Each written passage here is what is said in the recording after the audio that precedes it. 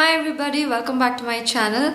In today's video, I'm gonna show you a very short time-lapse video of a digital painting that I made on my iPad using the app Procreate. So if you want to see more of these videos, please mention them in the comments below. Don't worry, it's going to be an extra video.